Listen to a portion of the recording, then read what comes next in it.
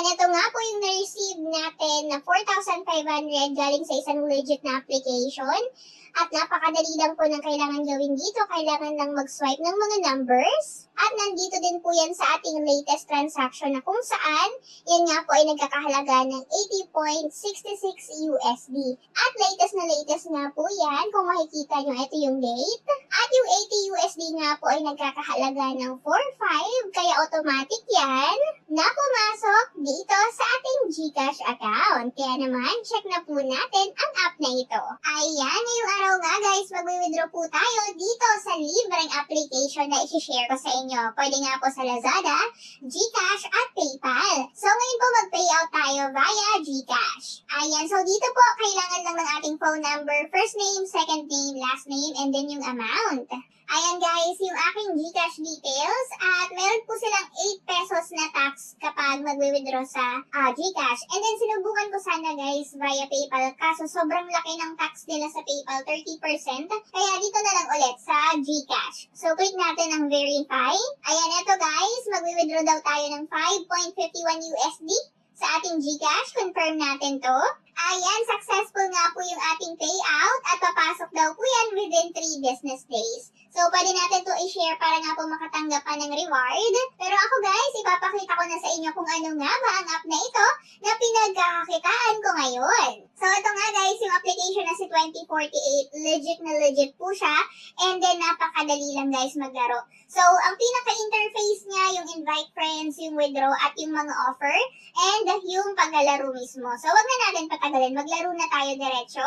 Ayan, ito nga guys, yung bubungad sa atin. So, bali po, sinubukan ko to guys. Sinubukan ko tong gawin na kung makaka-receive ba tayo ng 300% na reward. So, nag-install ako ng dalawang application. Bali, na-install ko na po yung mga application na pinapa-install nila. Pero, hindi ko naman na-receive yung reward or hindi ko alam kung na-receive ba siya. Kasi after ko po magawa tong task na to, ay na-redirect na po sa paglalaro. So, ito nga guys, napakadali lang ng kailangan natin gawin. Kailangan lang natin i-swipe yung ating mga cellphone para nga po makabuo or ma-reach yung kailangan nating i-reach na number. Katulad nito, 128, 256, 512, 1024, ayan po, 2048 at 4096. So, bali yan po yung goal natin.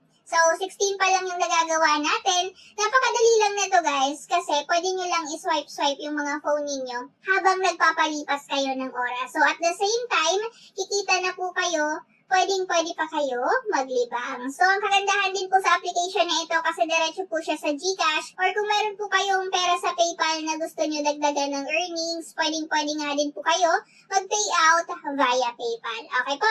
So, ayan, nasa 64 pa lang tayo. Napakadali lang guys ng kailangan gawin. Ayan, 128 na nga guys. So anyway, ganito lang guys yung kailangan nyo para nga po makapag-earn dito sa application na ito. Ayan, so ito nga po yung nakuha natin sa paglalaro lamang. Meron tayong na-earn na 0.0023 USD.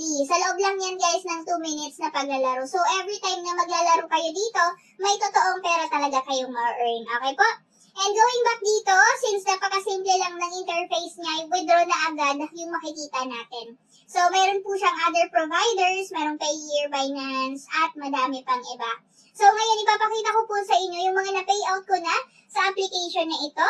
Check po natin tong C transactions. Ayan, so ngayon nga guys, kung makikita nyo dito, meron na ako na-process na 3.76 USD. Last, kailan ba to? November 19. And then, meron naman pong 1.62 USD last 1st of December. And then, ngayon naman nga po, December 11, meron tayong 5.51 USD. Lahat po yan ay via GCash. So, habang nga po gumagawa tayo ng video, ay meron na tayong natanggap na notification na successful na nga po yung ating payout. So, meron tayong na-withdraw na 5.51 USD. So, check down natin yung ating account maya-maya.